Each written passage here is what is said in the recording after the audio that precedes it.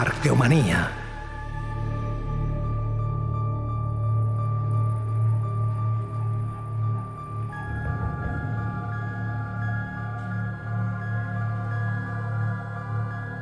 Como humanidad llevamos ya un largo camino evolutivo recorrido y una característica común parece unir a cada una de las especies que nos precedieron.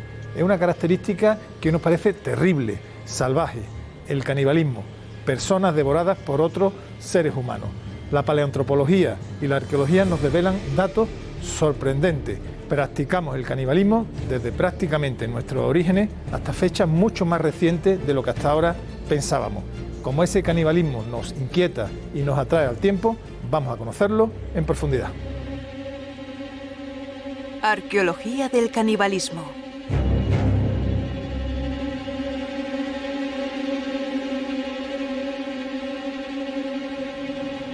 Quizás pocas personas sepan que en el centro de Burgos, junto a su catedral gótica, se encuentra el vestigio de una historia de asesinato y canibalismo. Eso sí, una historia con final feliz, la del milagro de San Nicolás de Bari, obispo que resucitó a unos niños asesinados y descuartizados para ser vendidos como carne.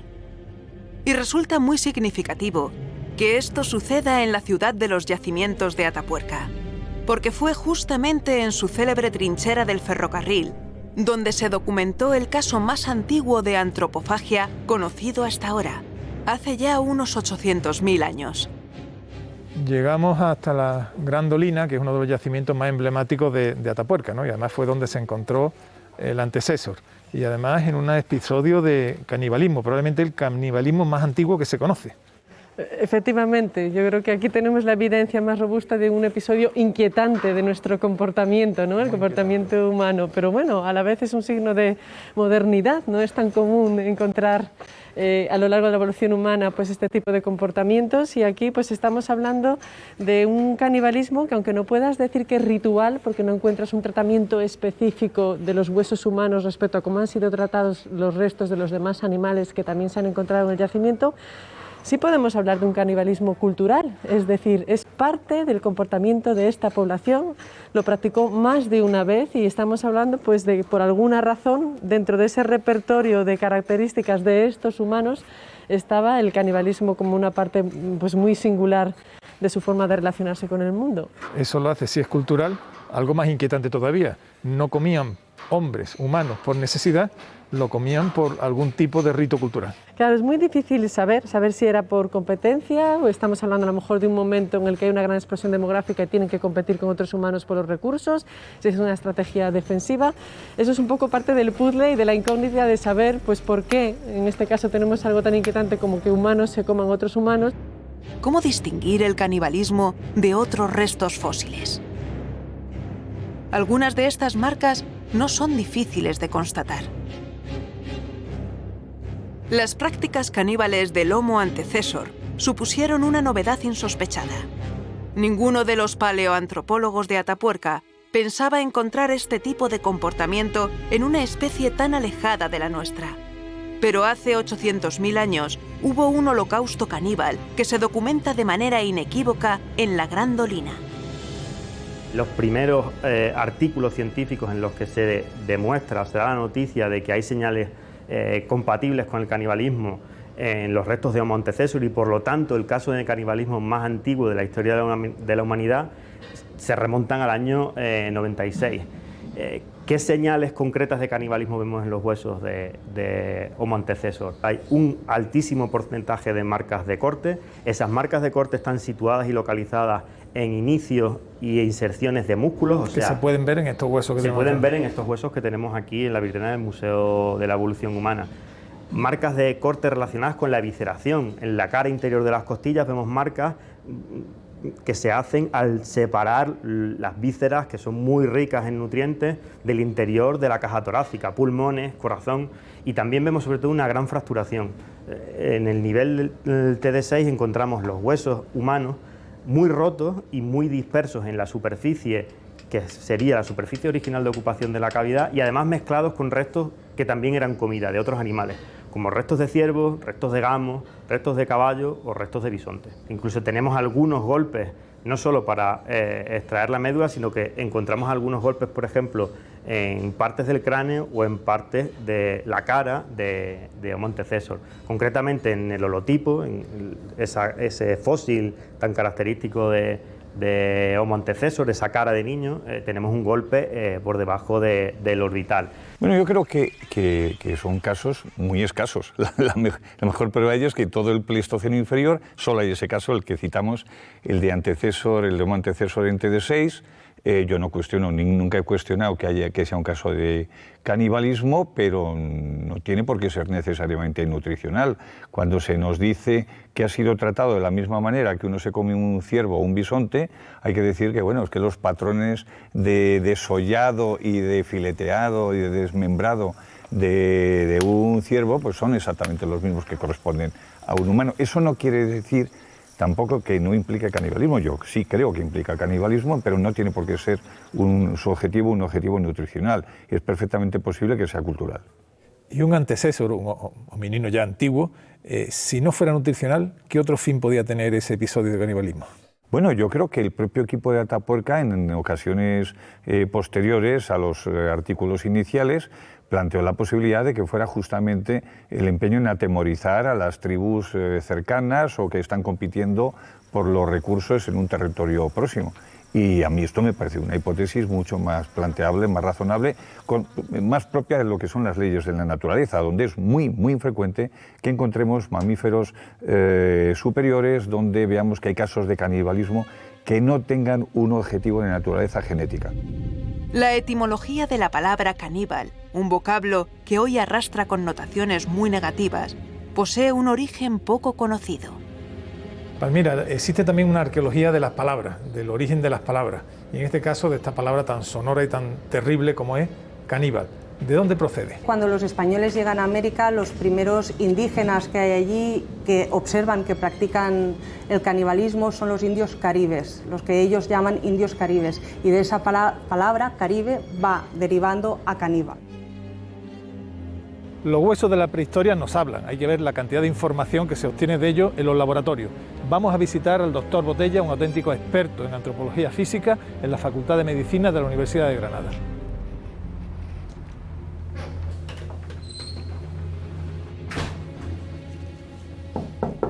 Miguel. Hola, buenos días. Oye, muchas gracias por recibirnos en tu casa y en la casa de la antropología Un placer, física siempre. y forense, ¿no? Porque sois capaces de leer muchísima información de los restos humanos. Bueno, los huesos hablan mucho, pero hay que saber lo que dicen, ¿no?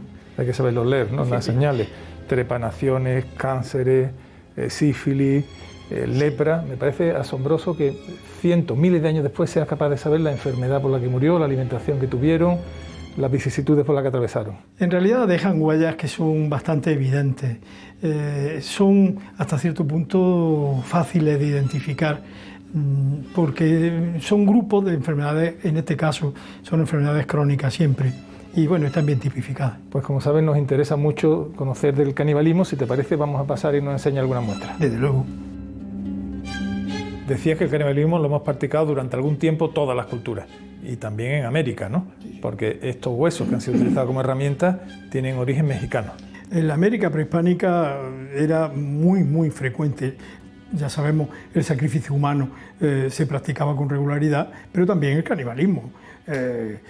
Se habla de que era un canibalismo puramente ritual, que solamente comían una determinada persona. Por ejemplo, a Moctezuma le llevaban las pantorrillas de las personas sacrificadas. Hemos encontrado un lugar se ha estudiado allí en México, 152 personas sacrificadas el mismo día y comidas el mismo día. Si nosotros hacemos una media de la cantidad de carne que puede producir un cuerpo humano, 152, no habiendo métodos que había para conservar los restos, pues resulta que tomaba como 3.000 personas a cuarto de kilo de carne. Quiere decir que participaba todo el mundo en determinados actos. Y después, los huesos, que ya los huesos eran solamente un material desechable, pues se utilizaban para hacer herramientas. Y en este caso, se utilizaban para hacer herramientas porque en la América o en el México prehispánico, el animal más grande que había era el humano. no había animales más grandes, no había animales grandes, con lo cual el suministro de huesos buenos para hacer herramientas, no solo rituales, por supuesto, sino de uso cotidiano, pues está claro, ¿no? Punzones, arpones, herramientas de todo tipo, bueno, llega incluso instrumentos musicales. Instrumentos musicales. Sí. El canibalismo prehispánico queda perfectamente documentado en este Códice de Tudela, ¿no? Donde se explica pues, el rito. A la deidad de las tinieblas le están ofreciendo la sangre, los corazones y la sangre. Aquí se ve como alguien está desarticulando, despiezando, ¿no? Unos restos, se ven los brazos, algunos comiendo, otros cantando, las cabezas. Es realmente un documento escalofriante por un lado, pero de rigor científico por otro. Se unen las evidencias en los huesos, que nos ofrecen los huesos, y desde luego está claro que es así.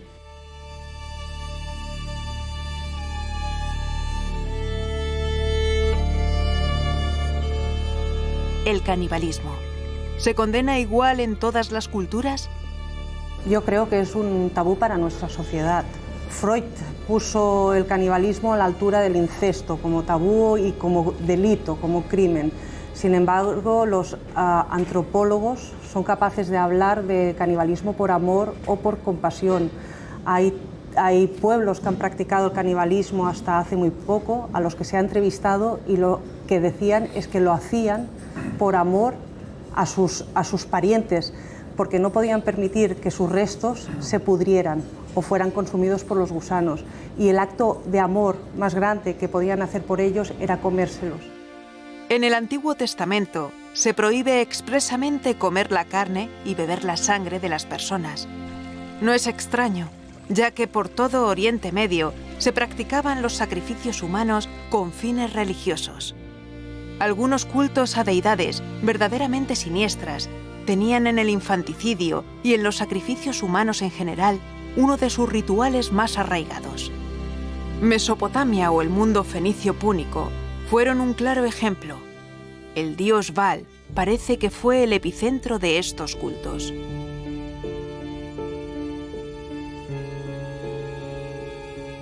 Aunque por otras razones, también existen casos de infanticidio y gerontocidio en la Grecia clásica. En Roma, la relación con la muerte estaba muy reglada y desde la ley de las 12 tablas se regulaba el trato con los finados. En el mundo indoeuropeo, especialmente en el celta, también se practicaron los sacrificios humanos. ¿Existe un rastro caníbal en todos los periodos de la historia? Cada sociedad lo interpreta de una manera diferente y la prueba está en que tenemos evidencias de canibalismo, desde el Pleistoceno inferior, desde hace 800.000 años hasta en la prehistoria hace unos 4.000. Nos estamos ocupando de casos de canibalismo entre seres humanos, pero ¿se trata de un comportamiento exclusivamente humano? El canibalismo se da sobre todo en todo tipo de especies animales, entre mamíferos, más de 70 tipos de mamíferos diferentes, y entre los primates también. Y entre los primates, el caso más cercano que tenemos desde el punto de vista evolutivo es el de los chimpancés. Y entre los chimpancés también se dan casos de canibalismo. Y curiosamente, los casos de canibalismo entre chimpancés se producen de forma más habitual en esos momentos en los que grupos de chimpancés expanden su área de campeo, el área en la que habitualmente habitan. El territorio propio del grupo. Exactamente, el entorno propio del grupo, y entran en el territorio o solapan el territorio con el de otro chimpancé. Esta es la mandíbula de Zafarraya. Sobre ella se observaron marcas de descarnación y cortes que indican su consumo por parte de otros congéneres. Los huesos del nivel 6 de la grandolina de Atapuerca también presentan estas marcas. ¿Cómo podéis distinguir los cortes de canibalismo o los cortes simplemente de manipulación para enterramiento, por ejemplo? Cuando el objetivo de procesar la carcasa, el cuerpo humano, es comértelo, es extraer todos los nutrientes, el porcentaje de marcas sube muchísimo. Lo hemos comprobado estudiando casos, como decías tú antes, de tratamiento prehistórico, mortuorio y casos de canibalismo, y en los casos de canibalismo las marcas de cortes sobre los huesos suelen estar por encima del 30%. En el caso concreto de la grandolina llegamos casi hasta al 50%. Y además de esas marcas de corte encontramos otras señales tafonómicas, marcadores de canibalismo, como por ejemplo las señales de percusión. Los huesos se rompen sistemáticamente cuando los humanos quieren acceder a la mayor parte de los nutrientes. Cuando hay un caso de canibalismo, encontramos la mayor parte de los huesos del esqueleto rotos para acceder a la médula, y encontramos los golpes que se dan normalmente con herramientas de piedra, sobre todo en estas cronologías, para abrir esa caña del hueso y extraer los nutrientes internos. Otro de los marcadores que encontramos y que lo diferencia y además lo marca muy claramente en el caso del canibalismo es las señales de dientes humanos sobre la superficie de los huesos. La dentición humana es muy diferente a la dentición por ejemplo, de los carnívoros, por lo que podemos diferenciar entre esas mordeduras de los humanos sobre esos huesos y mordeduras que dejaron carnívoros sobre esos huesos. Y en casos más recientes encontramos habitualmente el procesamiento de esos cuerpos mediante esa pirotecnología, mediante el fuego, bien asado o bien cocido. Todos esos marcadores en conjunto nos permiten diferenciar muy bien tratamiento mortuorio de casos de canibalismo.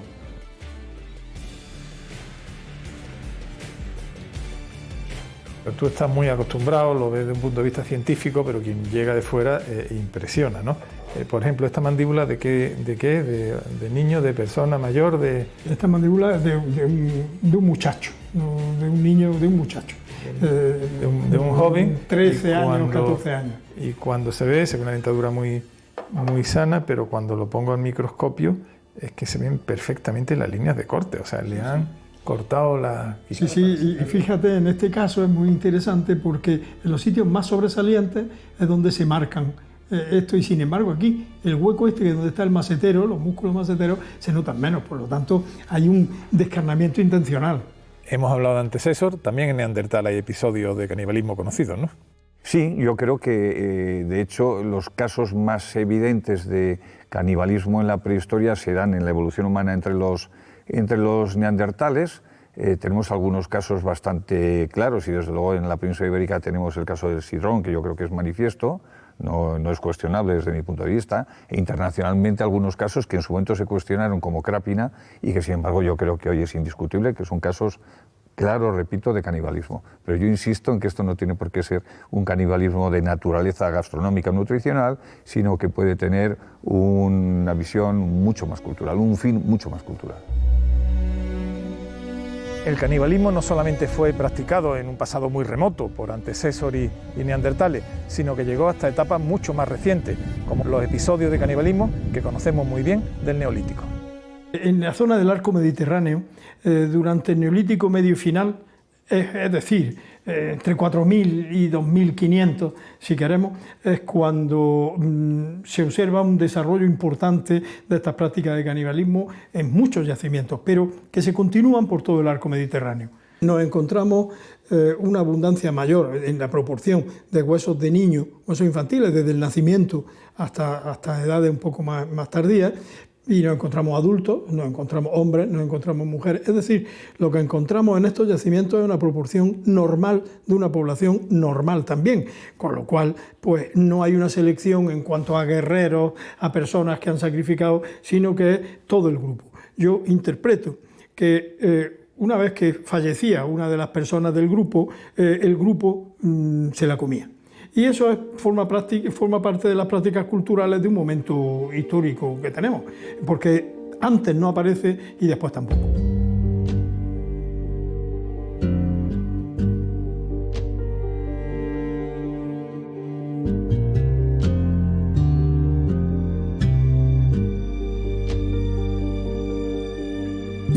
Jonathan, ¿qué sitio más hermoso nos encontramos? El Torcal de Antequera, famoso por estas formas geológicas de la erosión de la piedra que nos asombra hoy, supongo, en la prehistoria. Pero el Torcal no solamente es piedra, también es cueva.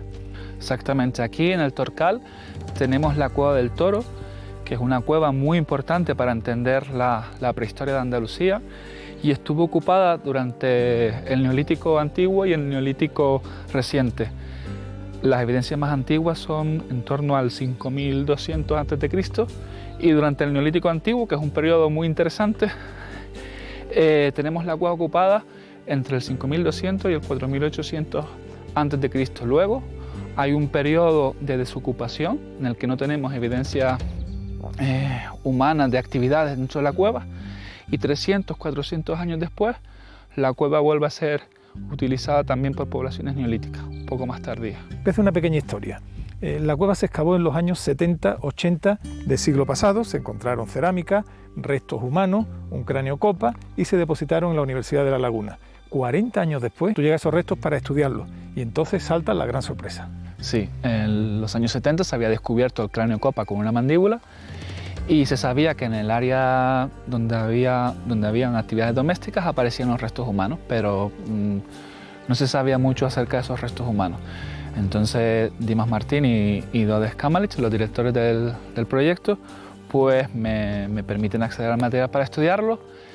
Y bueno, abro la primera caja donde están esos restos humanos, que no son el cráneo copa y la mandíbula, y empiezo a ver pues marcas de cortes, fragmentación de algunos huesos y algunas marcas de dientes humanos. ¿Qué se puede saber del episodio de canibalismo de la Cueva del Toro? Nos encontramos los restos en dos espacios.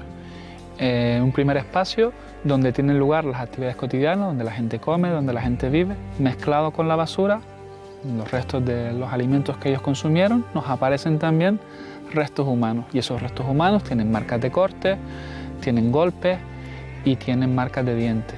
Y esos restos fueron transformados, fueron consumidos y hervidos incluso cuando estaban frescos, es decir, que fueron cadáveres que estaban con su carne, no eran esqueletos que estaban secos dentro de la cueva, sino eran cuerpos con carne que fueron manipulados y aparentemente consumidos por los habitantes de la cueva. Encontramos pues mordeduras en el esternón en un caso, también encontramos marcas de dientes en las falanges de las manos y de los pies, que son muy típicas de contextos con canibalismo, y también en las costillas, pues una marca que es de tirar probablemente de la carne que está pegada al hueso de la costilla, y también marcas de... La misma acción que nosotros hacemos en una costilla de cordero, por ejemplo. Exactamente, la misma acción, y eso lo vemos en el material de la Cueva del Toro. Entonces aquí de esa descripción podemos hablar de un canibalismo alimenticio o fúnebre ritual, lo que fuera, y después otro mucho más señalado, ¿no? Que es depositado ese cráneo copa con mucho más simbolismo que el otro. Hay como dos tratamientos distintos. Sí, exactamente. Hay una serie de restos que se desechan con el resto de la basura que ellos generan, y luego hay un cráneo que es transformado de manera cuidadosa, es decir, es una cosa que se hace con cuidado y se coloca en un espacio muy particular, muy especial dentro de la cueva. Seguramente ese cráneo... Como una especie de capilla, como una especie de nicho, de cripta. Exacto, sí, es un lugar que está escondido dentro de la cueva. ¿Por qué? Como un uso ritual, es probable porque otra cosa no se explica. Ahora bien, su utilización como copa para mí queda un poco no clara, puesto que en este caso sí es un adulto que tiene cerradas las suturas, pero hay otro caso, que lo tenemos nosotros también, que es un niño que la sutura está muy abierta, o sea que si mete algún líquido se escapa, ¿no? Probablemente fuera otra utilización, pero no sabemos lo que es.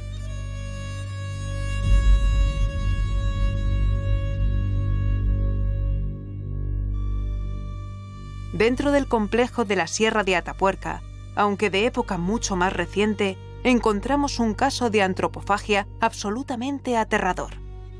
Parece que en la península ibérica, estas prácticas terminan durante el Calcolítico, aunque hay alguna excepción, como la Cueva del Mirador de Atapuerca.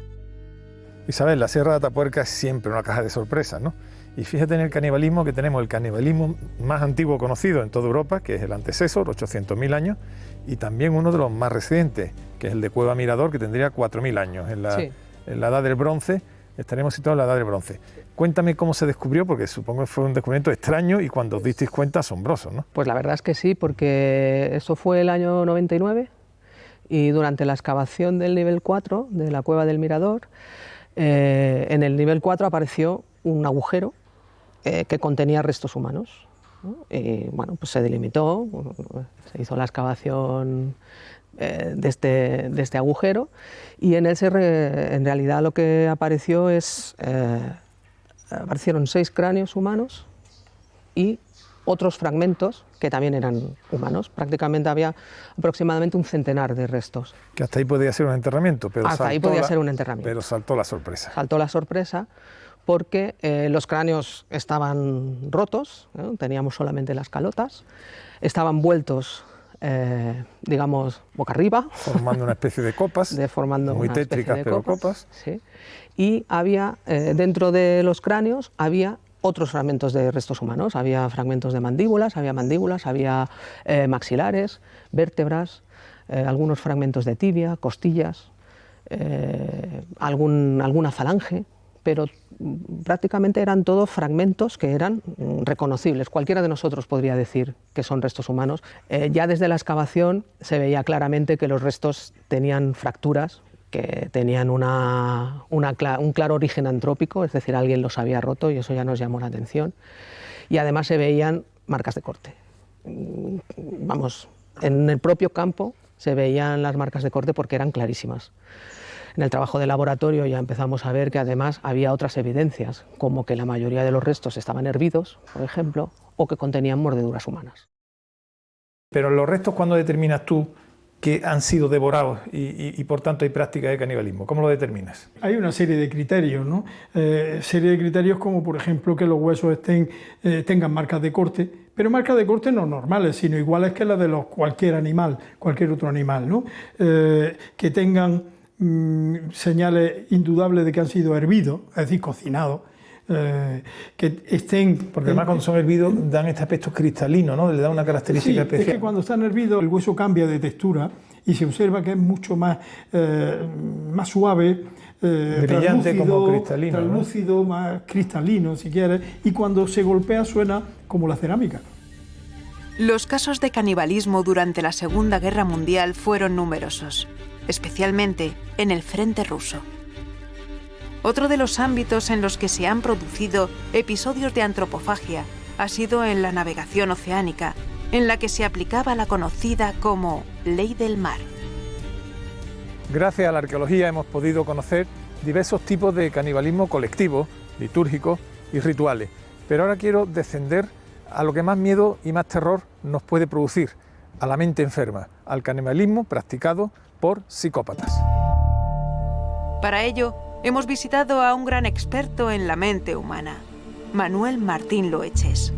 Me gustaría que me describiera brevemente, en el fondo, qué es un psicópata. ¿Cómo podemos definir que una persona lo es o no lo es? La psicopatía es un trastorno de la personalidad, es decir, no necesariamente va vinculada con una esquizofrenia, ¿no? Sino en principio es un trastorno básicamente de la personalidad, de personas que cumplen varios requisitos. Entre otros, por ejemplo, que no sienten empatía por otras personas. La empatía tiene dos vertientes, una que es cognitiva, es decir, yo sé si tú tienes miedo o si estás feliz, lo sé, y otra, lo siento. Esa empatía es la que ellos no tienen, la empatía emocional, ¿no? Y luego, por otra parte, algo que caracteriza mucho a los psicópatas también es que son antisociales, están en contra de la sociedad. El hecho de que los psicópatas, por definición, estén en contra de la sociedad, el violar cuerpos muertos de otros seres humanos, teniendo en cuenta que existe ese tabú, ¿no?, cultural en prácticamente todas las culturas actuales de respetar el cuerpo de los fallecidos, en este caso, qué mayor acto antisocial que devorar un cuerpo que debe ser respetado con dignidad y tratarlo con indignidad, ¿no? Entonces, en ese sentido, un psicópata lo que está haciendo es, en este caso, cuando es caníbal, está haciendo lo que es el culmen de su comportamiento psicópata, ¿no?, que es atacar a la sociedad en lo más íntimo, ¿no?, en su propia identidad, en sus propios yoes, ¿no? Finalizamos el programa de canibalismo, que ha sido duro, porque hemos grabado restos de personas descuartizadas, cocidas y devoradas, pero que al tiempo nos han permitido bucear en las profundidades de la mente humana. Y es que la arqueología en muchas ocasiones no solamente nos habla de piedra y de historia, sino que nos permite descubrir la propia esencia del ser humano.